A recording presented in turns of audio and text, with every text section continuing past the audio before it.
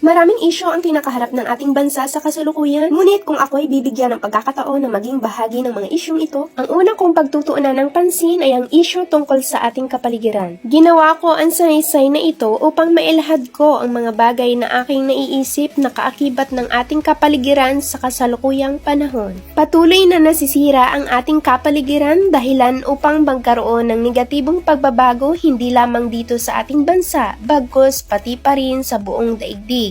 Ang lumalalang sitwasyon ay nagiging dahilan upang magkaroon ng pangyayari na tinatawag na global warming. Ang global warming ay ang pagtaas ng temperatura ng ating mga karagatan at atmosphere at ang patuloy na paglala nito. Sinasabi ng mga scientists at mga eksperto na ang dahilan nito ay ang pagsusunog ng mga fossil fuels na nagiging sanhi ng pagkasira ng ozone layer ng ating atmosphere. At dahil unti-unting nabubutas ang ozone layer, ang init na galing sa araw o itong tinatawag na sun's rays na mapanganib sa ating kapaligiran kung ito ay direktang makapasok ay siya na ngang mangyayari sa kasalukuyang panahon. Ang ozone layer ang siyang nagsisilbing tagasala nito o filter upang ang mga mabubuting sinag lamang ang makapasok sa ating atmosphere. Sa issue ng global warming, napakahalaga na pagtuunan ng pansin ang mga bagay na nagiging dahilan ng ganitong pangyayari. Alamin sa abot ng makakaya ang mga sanhi ng global warming.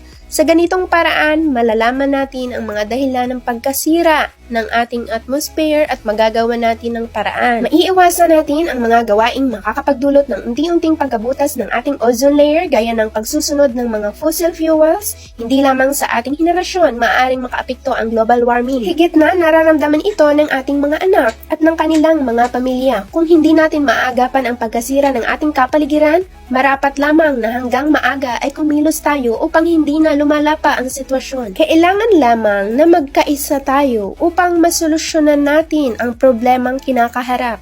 Malaki ang ambag ng bawat isa sa pagkakaroon ng mabuti at malinis na kapaligiran. Huwag na sana tayong dumagdag pa sa mga taong patuloy ang pagsira sa ating kapaligiran. Thank you for listening mga kabinipini. Stay safe and God bless.